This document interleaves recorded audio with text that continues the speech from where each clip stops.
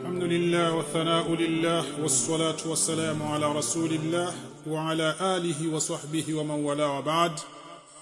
Baada ya kumshukuru Mwenyezi Mungu Subhanahu wa Ta'ala na kumtakia rehma na amani kipenzi chetu mtume wetu Muhammad sallallahu alayhi wasallam, yeye na ali zake na masahaba zake na wale wote watakaomfuata hadi siku ya malipo, leo biidhnillahi Ta'ala nataka tuangalie kwa pamoja baadhi ya mambo ambayo kwa ukweli ni ishara na onyo kutoka kwa Allah Subhanahu wa Ta'ala.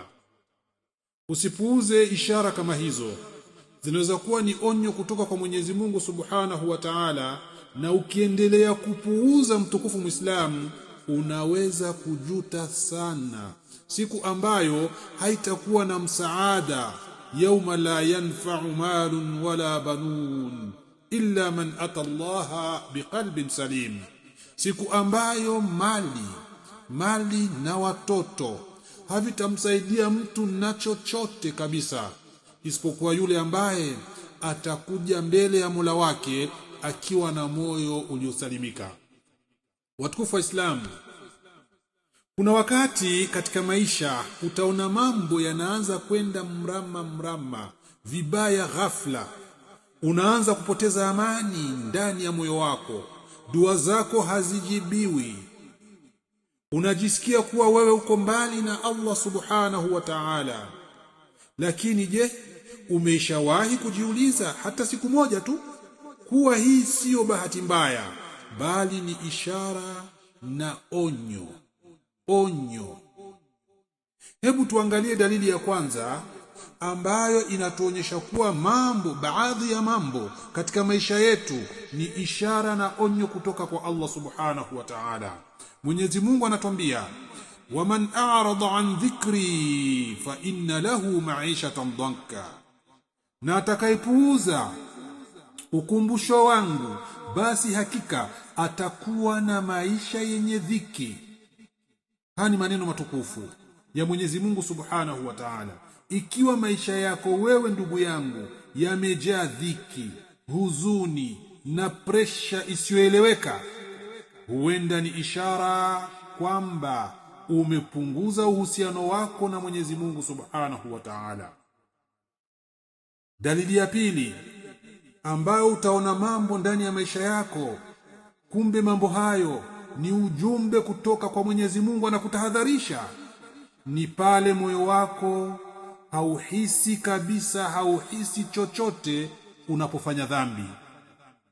Unatenda dhambi, lakini dhambi hiyo haikusumbui tena, huna wasiwasi na uoga. Hii ni ishara hatari sana, kwa sababu moyo uliokufa hauhisi maumivu ya dhambi.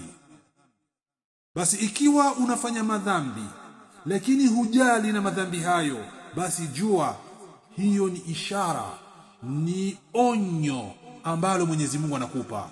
Kesho utafika kwenye mstari mwekundu, itakuwa balaa, tena balaa kubwa sana. Na dalili ya tatu, mtukufu Muislamu, ni pale unapoakhirisha sana swala kila siku.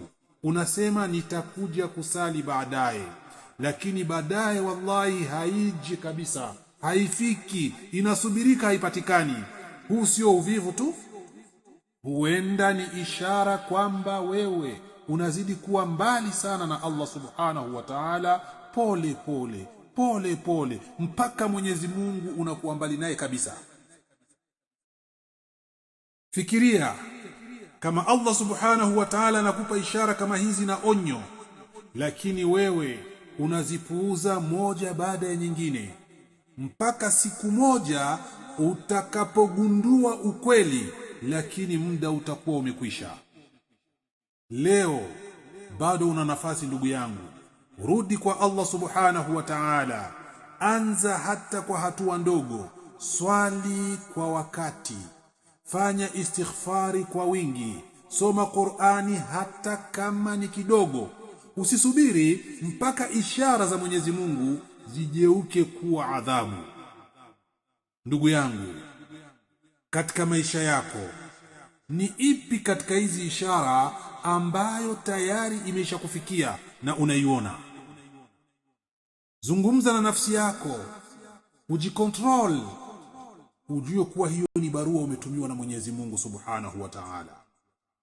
Kama ujumbe huu umekugusa mahali, basi share kwa wenzako ili na wao waweze kufaidika, na usisahau mtukufu Muislam kusubscribe kwa mawaidha haya ili kesho uwe wa kwanza kupata darsa kama hii.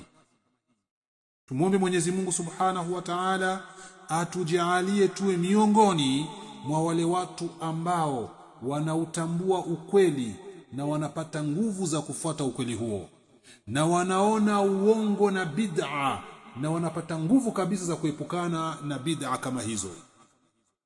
Assalamu alaikum wa rahmatullahi wa barakatuh.